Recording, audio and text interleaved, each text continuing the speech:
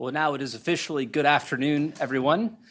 Good evening if you're following us on the live stream at home or pulling us up on our various social media feeds. It's a real pleasure to have you all with us today. My name is Peter Rao. I'm a senior fellow here at Hudson and director of our Center on Europe and Eurasia.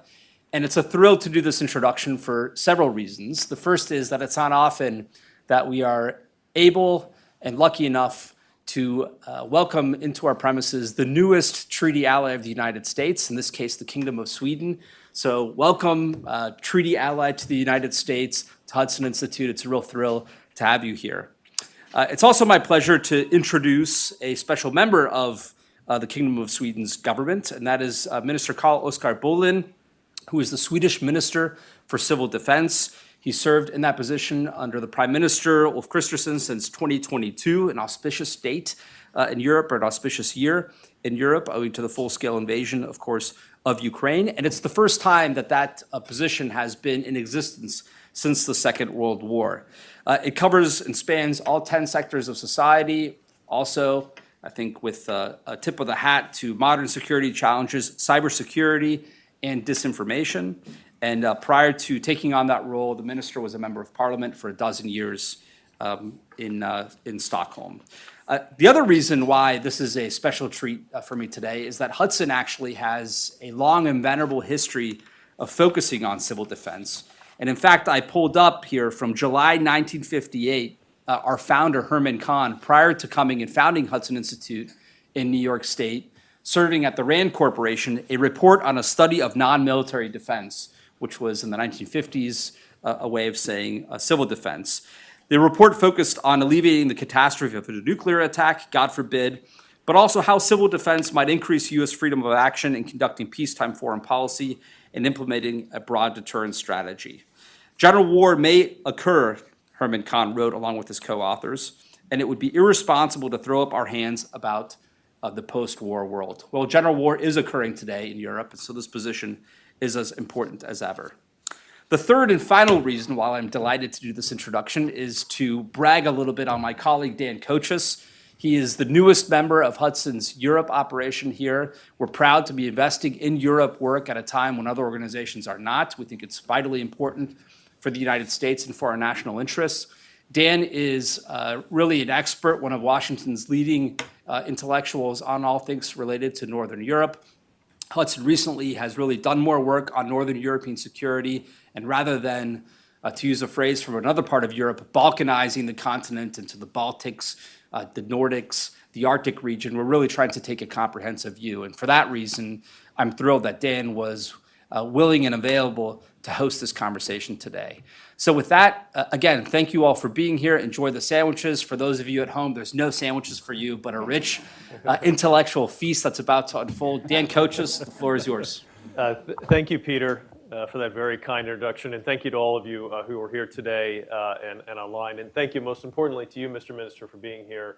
We're really delighted to hear you share your wisdom and thoughts on a topic which a lot of countries, including the United States, are really very far behind. As Peter mentioned, you're the first Swedish Minister of Civil Defense since the late 1940s.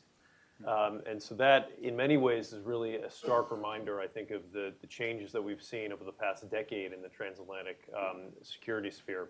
So perhaps maybe just to sort of whet our appetite, if you could give us some of your thoughts on what you've been able to accomplish since you've been appointed into this role, and where you'd like to see the pathways moving forward. So first of all, thank you so much for having me. It's an honor to be here. And so this is obviously something that is happening to the backdrop of what is unfolding in Europe right now. The first large-scale war since the end of the Second World War on the European continent. And the way this government sees it is that civil defense is an integral part of creating a modern and prominent defense posture. It's a part of our deterrence for what Russia is undertaking right now. And I think that there has been a number of showcases on how important it is to in today's world to build a resilient and robust society in order to create credible deterrence, because there is no chain that is stronger than its weakest links. And in the wake of the launch of the full-scale invasion, it became very apparent for many European countries on how vulnerable their civil part of their society were towards cyber attacks, towards energy dependencies, and that robustness in many of the European societies were not as prominent and as good as we would like them to be. And the Swedish takeaway from this is that we are now reestablishing the Swedish total defense concept, basically encompassing all 10 million citizens, every municipal board, every regional board, every agency have a role to play in the Swedish total defense effort. And that stretches all the way from making individuals more prepared for handling the consequences of an armed attack, resting on the basic assumption that every Swede is actually required by law to partake in the Swedish total defense effort. And in order to do that, you need to be able to fend for yourself. You need to be able to have a better home preparedness. But it also goes for agencies, for regional bodies, for municipalities to be able to handle disturbed circumstances in order not only to secure that basic societal functions can keep functioning, but also to provide support for the military defense in order for the military defense to be able to fulfill its task during an armed attack. And I think if there's one key takeaway from, there are many key takeaways, of course, from what we're seeing now unfolding in Ukraine, it is that Ukraine, in between the period of 2014, the first annexation of Crimea and the eastern part of Ukraine when the war originated, they managed to become much more ready. They built a robust and resilient society up until the start of the full-scale invasion. And that, I would say, played a large part in the X factor in this war that many people did not foresee. I mean, of course, the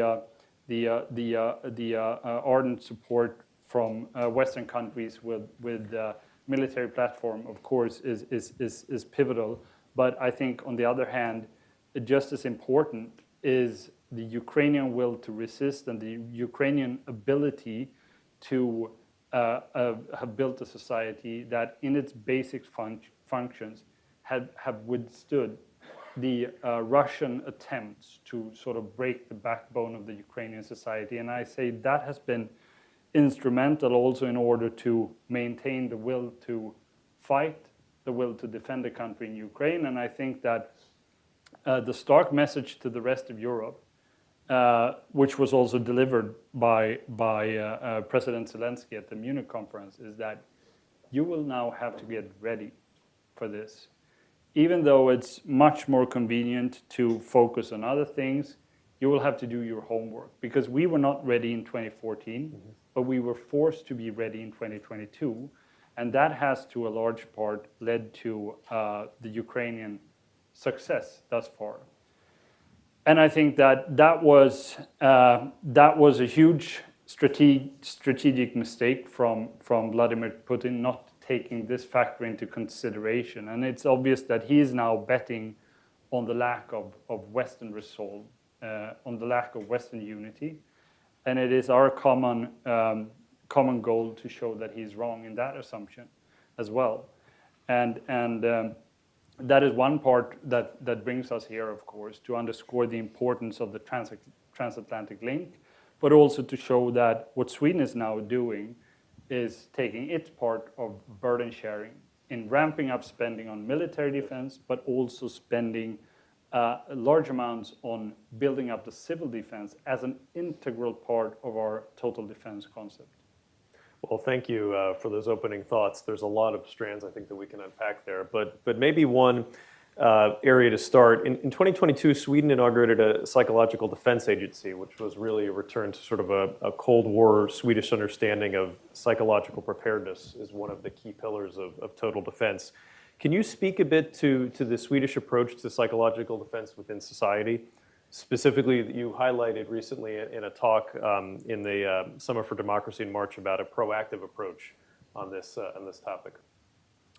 Well, I think that the recent decade have shown us the importance of Western democracies, Western societies need to have the ability to handle and combat malign influential campaigns, because that is something that is being targeted against us at to a larger and larger extent. We could see that in Sweden during our NATO accession process, where we had, for example, Quran burnings in the Swedish society that was portrayed by malign state actors in a way that were not true, in order to harm the process and harm the Swedish society and sow division in society. So since 2022, we have the, as you mentioned, the Agency for Psychological Defense. And what they're doing is basically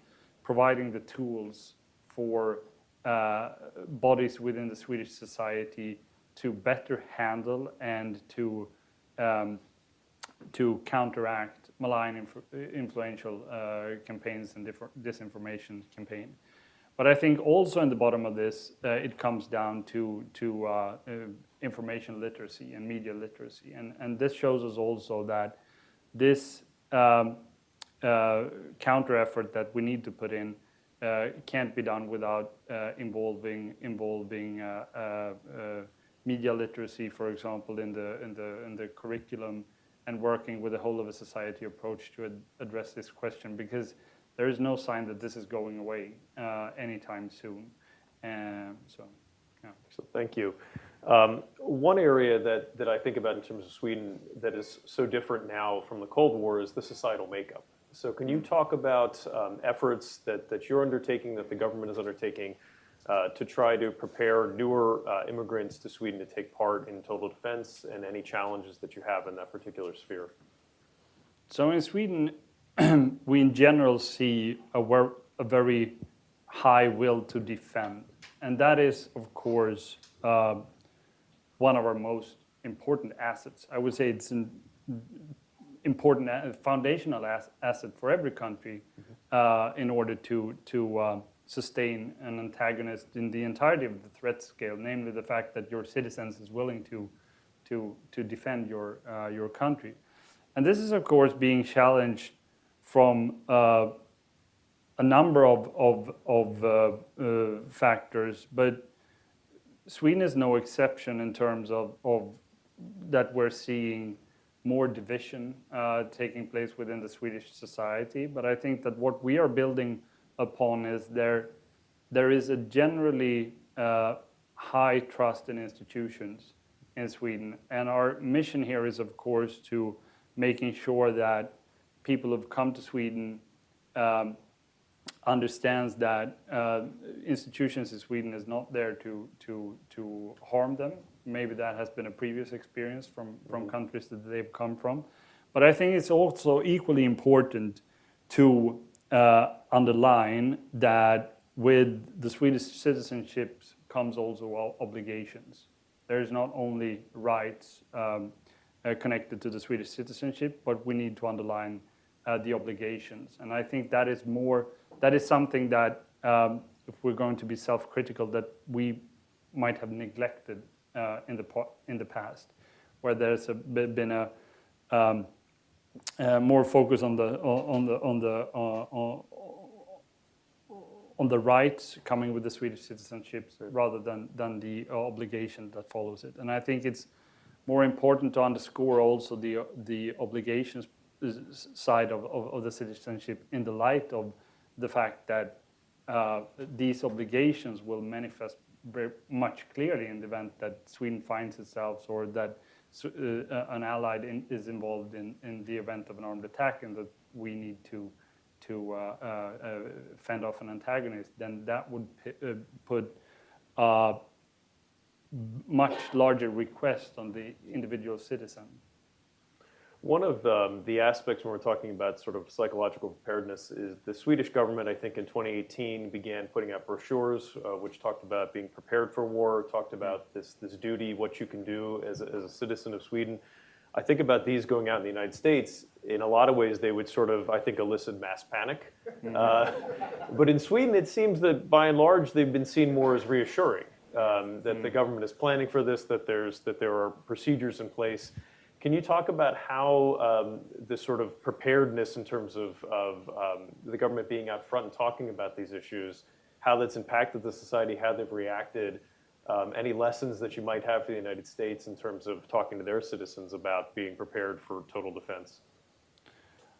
Well, I think that, of course, every country has its own dynamic around these questions, but this is a shift that has been taking place gradually. We first sent out this brochure that you are referring to back in 2018, 6 years ago. Mm-hmm. And there was a certain amount of debate regarding that, because then it had not been published since the midst of the Cold War, basically. So there have been during the peace dividend, this brochure was not published. But I mean, people are seeing the way that the security situation in our vicinity is deteriorating. And I think that the most fair thing a government can do in such a situation is to call a spade. So describing the situation the way we are viewing upon it. And the Swedish Defense Commission has, with the unity of all eight parties in the Swedish Parliament, said that this is the most dire security situation that Sweden has met since the end of the Second World War. And we see it as a part of this is of course, this is strategic communication, because in order to be prepared and be ready, you need to be sort of mentally on the same place where you see the world for what it is. And so that is what we are trying to come across with, describing the security situation the way it is. And I think that the reception of this within the Swedish public, even though the message is sincere and stark, the response has been positive, because I think there is also sort of a demand for politicians describing things not in rosy words, but for what the situation really looks like. I think in January you talked about the thing that really keeps you up at night is this idea that in Sweden things are not moving quickly enough. Mm. So it's, this is a component of course, talking to the public, but the other component is moving the mechanisms, the machinery of government to instill this sense of urgency. How has your experience been in your time as minister, and where do you see areas for improvement in terms of getting the government to be moving a bit more robustly and quicker on these issues of total defense? So this is a very interesting thing that you bring up, because this is also, of course, a part of the strategic communication that I think is an absolute necessity to get this sort of oil tanker to turn around, because civil defense as a part of the total defense is basically all of society. So if we put 2.5% of our GDP on the military defense, the remaining 97.5 is the civil defense, with of course a much larger plurality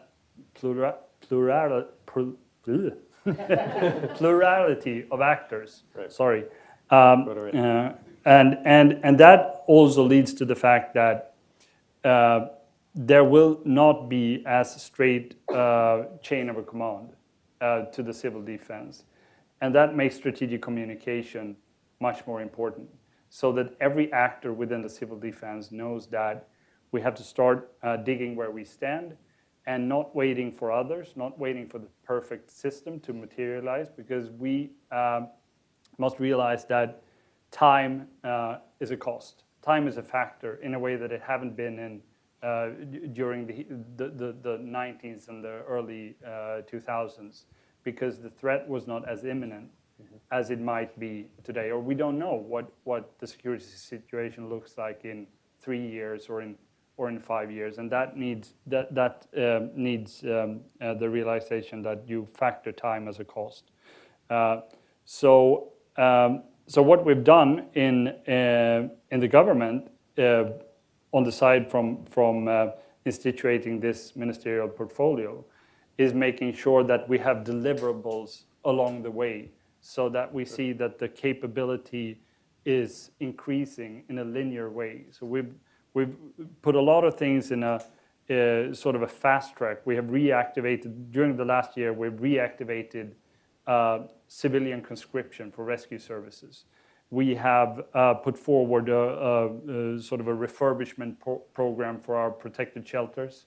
Sweden has one of the highest amounts of protected shelters in the whole of Europe, but the standard and the maintenance level of these protected shelters is very low, because they've not been attended to for 20 or 30 years in a good way.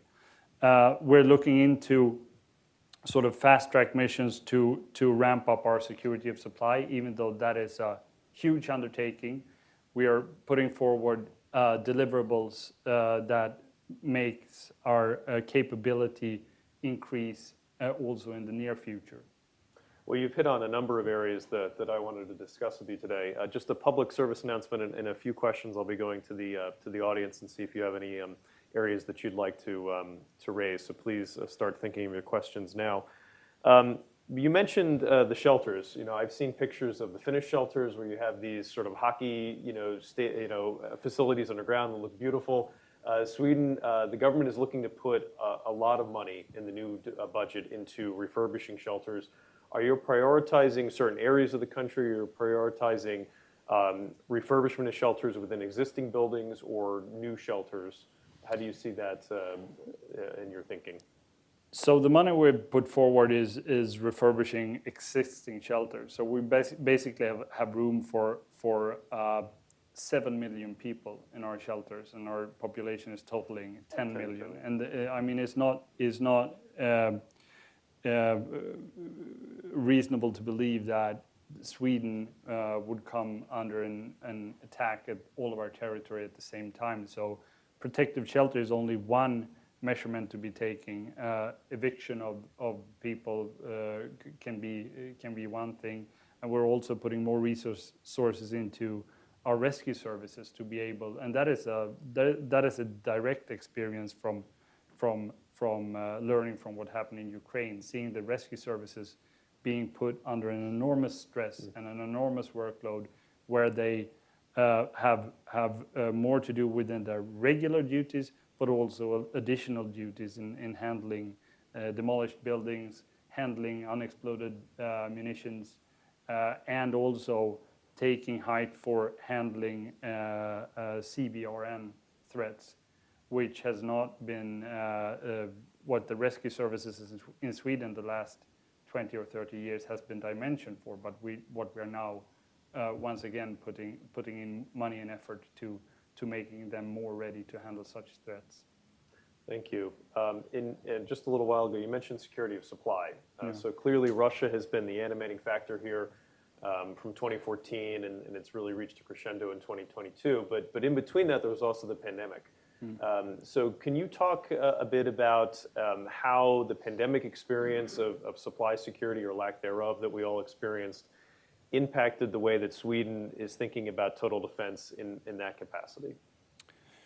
So I sometimes say that the first victim of the pandemic was the just-in-time society, because it showed us in a very stark way how vulnerable the modern society was to supply chain disruption, but also to the lack of stockpiling of critical necessities in, for example, the healthcare sector. And I think that it was not only Sweden who experienced that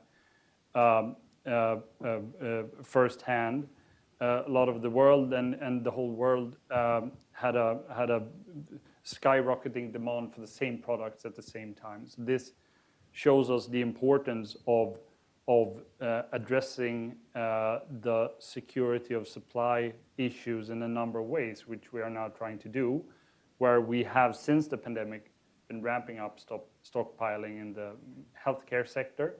We're nowhere near done yet, but we have started that work.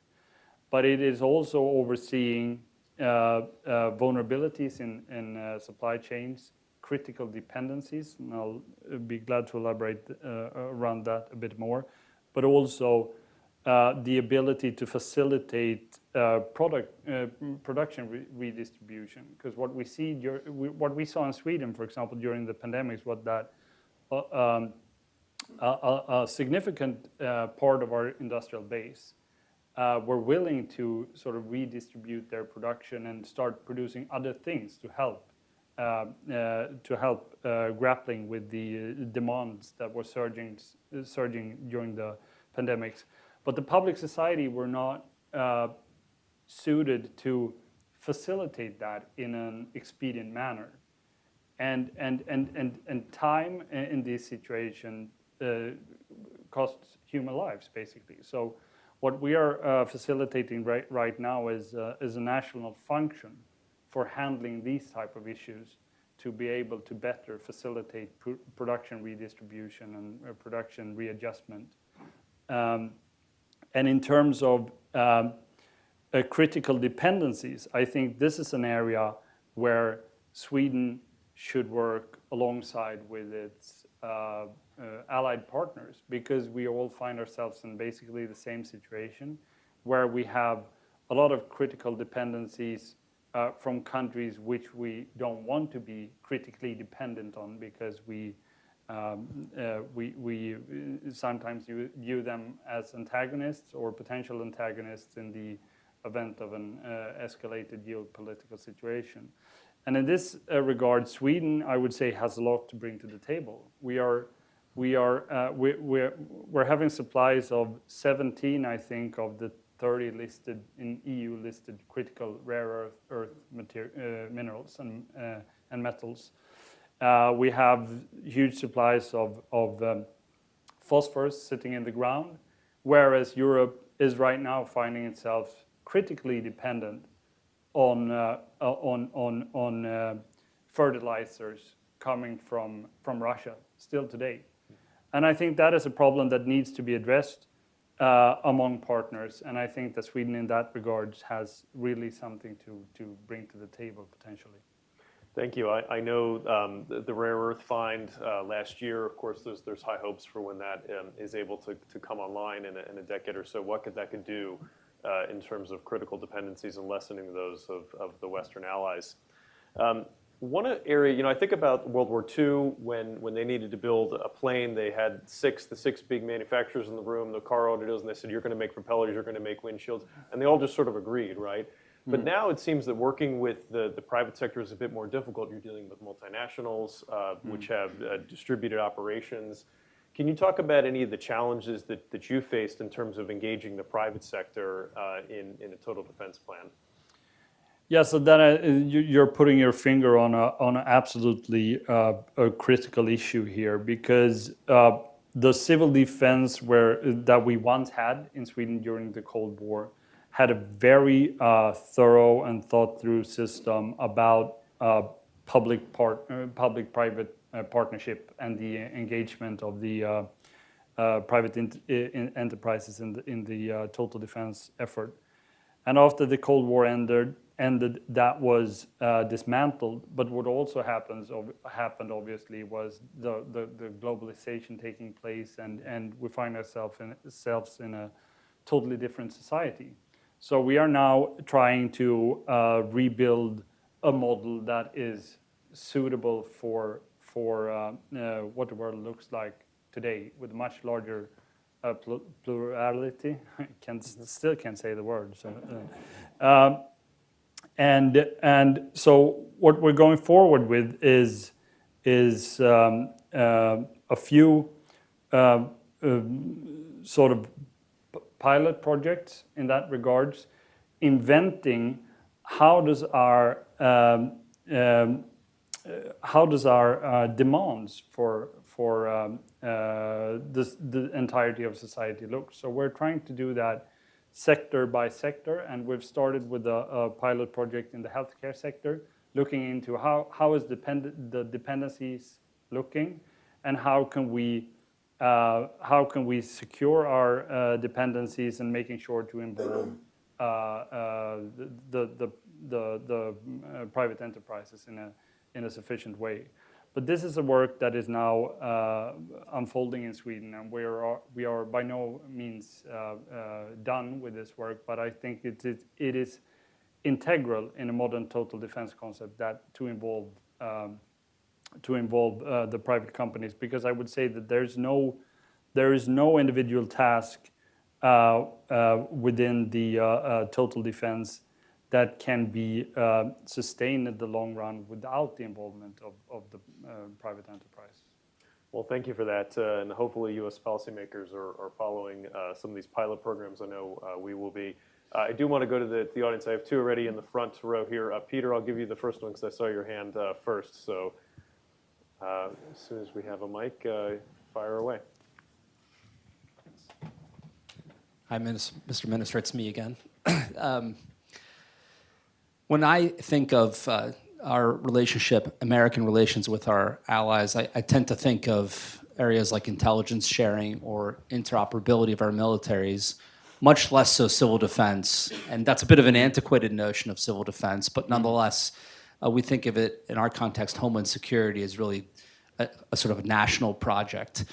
We're here in Washington, though, so there's obviously items on your agenda with the Americans. Beyond the critical supplies, which you just referenced, and Dan's mention of multinational private sector engagement, which clearly go beyond the borders of Sweden. What are some of the items on your agenda with the United States in particular, from something as simple as best practices all the way to maybe joint operations that you're running with the US? Thanks. So just to name one example, yesterday, we had a MOU signed between the Civil Contingencies Agency, MSB, and its counterpart, FEMA, to deepen their cooperation, because I think there is a lot of cooperation that can be made between these two agencies.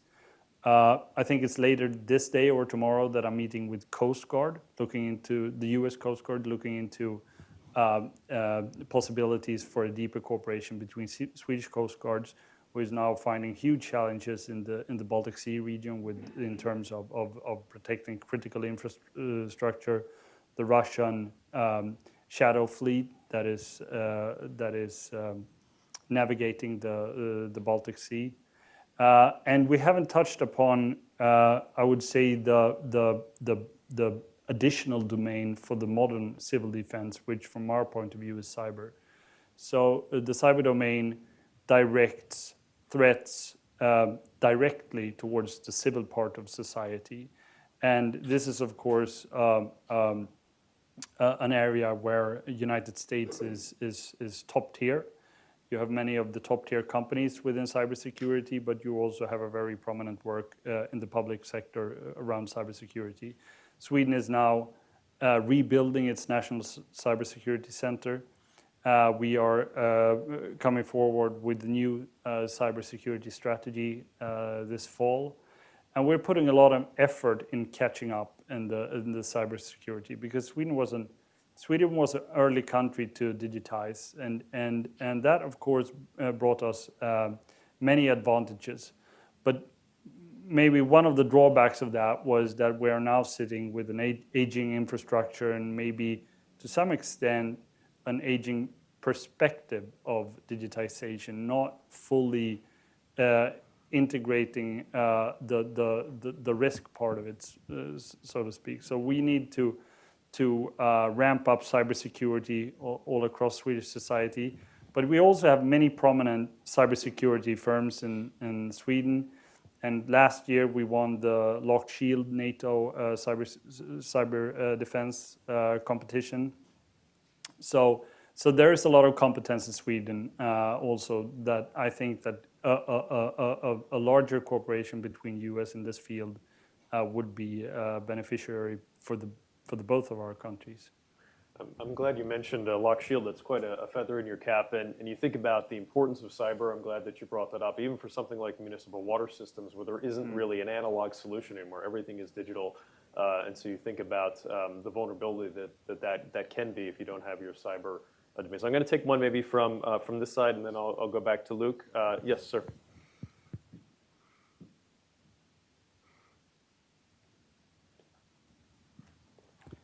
Thank you, Dan. Good afternoon, Minister. God eftermiddag. Hope I pronounced that correctly. Very good. Thank you. We're learning on the fly. Anyways, I'm Chris Orr, a former U.S. Air Force officer. Now I'm a military defense and aviation writer for simpleflying.com. So with that in mind, I realize that your purview is civil defense. That said, I was wondering if you might be willing and able to share some perspectives on the present and future status of the Swedish Air Force, particularly the Gripen fighter jet program.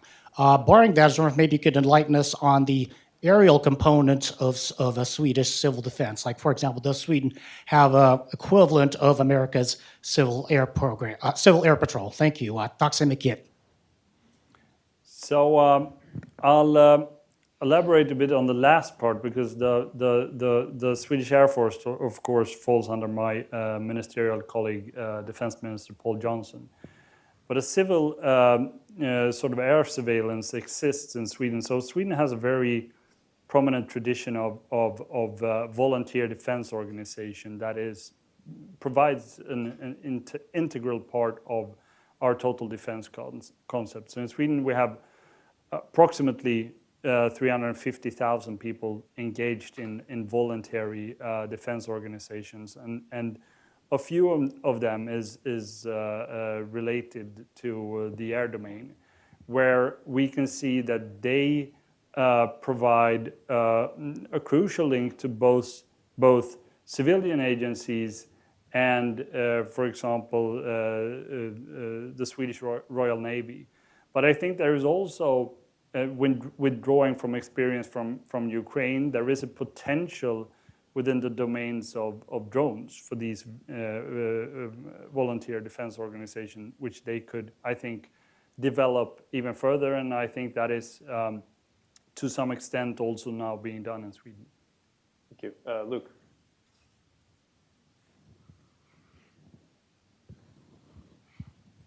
Thanks. Luke Coffey, Senior Fellow at Hudson, focusing on transatlantic security issues.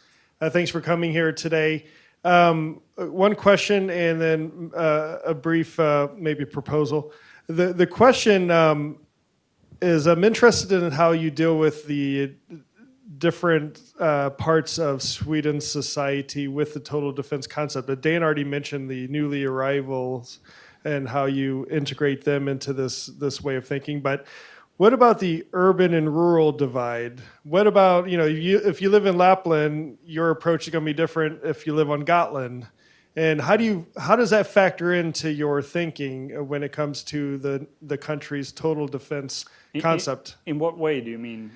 Well, if you have shelters in certain places, if you have different terrain, a different way of life compared to living in a city, and you're teaching total defense to the civilians, or if you're living on a farm, or if you live closer to the Russian border, or if you live closer to where Russia is, not the Russian border, but to where Russia is geographically, or if you live on an island where it could be the first target of a Russian attack. Do you treat these differently, or do you just have a template for the whole nation that you just try to make a one-size-fits-all approach? So that's my question. And then the idea is, if there isn't already, then I think Sweden should look into the establishment of a NATO-certified center of excellence for total defense. I know there's a center of excellence for civil-military cooperation, so some of that might, bleed into this. But I think this is a very interesting concept that Sweden is leading on, but there are other European countries doing similar things. It would be good for the rest of NATO to learn from this process. So to answer your question, I would say that the basic template is the same for everyone. We've sent out, as I maybe mentioned, the brochure of what you are expected to be able to do in terms of your own personal home preparedness. But we of course encourage that these kind of general examples also be localized to the specific environment that people are finding themselves in. So certain things would be different when you live on the island of Gotland, for example, because of the specifics of that geographic location. But I would say that on the national level, the basic instructions are roughly the same, and then people will have to adapt a bit depending on the situation that you're finding yourself in. With regards to your suggestion, I'm definitely not ruling that out, because I think that would be an interesting contribution from the Swedish side, because I think that in terms of Swedish export products, our total defense concept, alongside with Finland, could definitely be one of them. Because as I started with mentioning, the importance of societal resilience have been shown time and time again after in a very stark light after the full-scale invasion unfolded in Ukraine. And I think that a lot of European countries has a long way left to walk in this case. And I think it is also it is de facto part of a prominent and credible defense posture in the time that we find ourselves in. Thank you, Luke. I don't think Americans, Mr. Minister, appreciate how large Sweden is, right? If you laid it over the eastern United States, it would go from Tallahassee up to north of Toronto. But I think a lot of Americans still have this concept of Europe as every European country being very small. So this regional question was actually one that I had as well. You recently traveled to the Indo-Pacific, where you met with allies in the region on total defense. Can you share any insights that you gained from your travel there in terms of how they're thinking about total defense within their societies? So this trip was very interesting, and it is also to show that Sweden is interested in having a strong link to the Indo-Pacific region, and being able to partake also as a part of burden sharing in that area of the world. And with these two countries, South Korea and Singapore, that we visited, it is very interesting because both these two countries actually went to Sweden in the 70s and 80s to sort of copy our total defense concept. But unlike Sweden, they did not, after the end of the Cold War, dismantle their system. They did not take sort of a strategic time out that large parts of the Western world did, because they, in their environment, viewed that the threat was in some regards still ongoing. So what we saw and what we partook of was, of course, the evolvement of a system that we are now building back, but that they have maintained during the entirety of this time. And I think that one lesson to be learned from that is the importance of large-scale exercise also on this level. So we've been fairly good to maintaining that on the military side, but we have, for a number of years, abolished it on the civil defense side. So that, I think, is something that we have to learn from and to be better at. And I think that that goes for large parts of Asia. There's a very, pragmatic approach to solving problems, looking at the problem, putting the problem front and center, and looking at it without sort of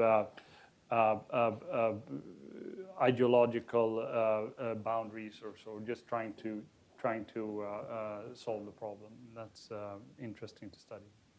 Thank you. Sir, in the third row.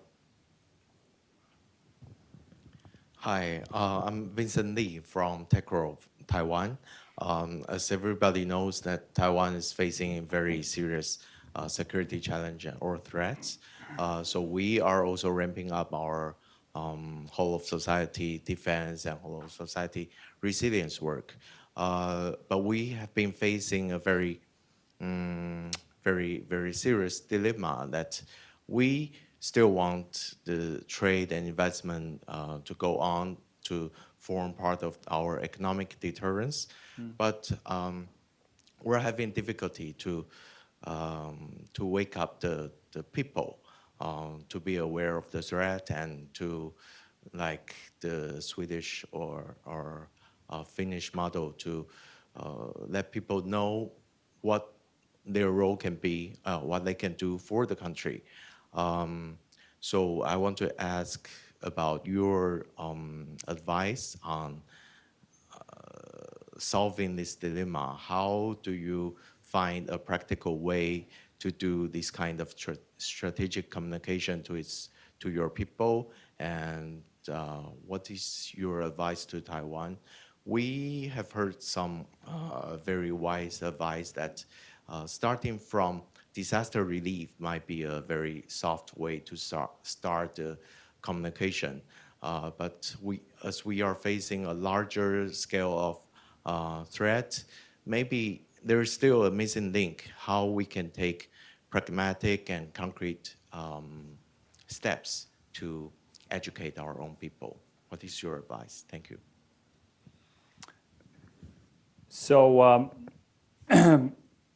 I'm not sure I could give specific advice. Just I think it could just talking to the way we are reasoning in Sweden around these issues, and what I've been trying to do and what the Swedish government has been trying to do since it took office is describing the situation as factually as we can and as transparently as we can, even if it is an inconvenient message to send.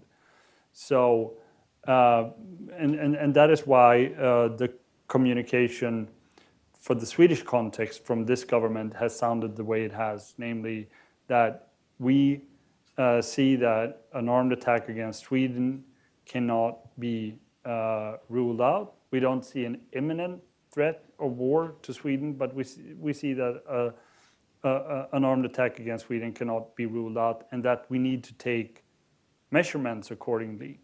And that means preparing Sweden for handling that ultimate situation, where we come from a situation where the Swedish crisis preparedness was dimensioned for handling a sort of a peacetime natural disaster, for example. And that is, of course, still on the agenda and still in the scope from what we are supposed to be able to manage. But we can see that the existential threat has a much higher demand on all of society. And then we also need to communicate that and to send that message across to our citizens to make clear what are the ultimate expectations on Swedes during the time that we live in and are facing. Mr. Minister, maybe as a final question, the Defense Commission recently submitted its final report to Parliament. Can you talk about any areas within that really stood out to you and how you think that'll inform the legislation later this year? Well, one of the key things is, of course, from my point of view, is of course that it is suggesting the largest ramp up on the civil defense side since the Cold War, basically. So and all the 8 parties in the Swedish Parliament is realizing the importance of having the civil defense as a support structure for the military defense, for handling host nation support, but also for protecting civilian lives and securing the maintenance of basic societal functions in the event of an armed attack. And so I would say that the Defense Commission is putting its money where its mouth is and suggesting a big ramp up in terms of spending on civil defense. Well, thank you, Mr. Minister. We've covered a lot of ground. Like I said, we're thrilled to have you here today. Sweden is not only a great ally, but really a thought leader, I think, in terms of total defense, and something that the United States and a lot of allies can learn about. So if you would please join me in giving the Minister a round of applause. Thank you for being here today.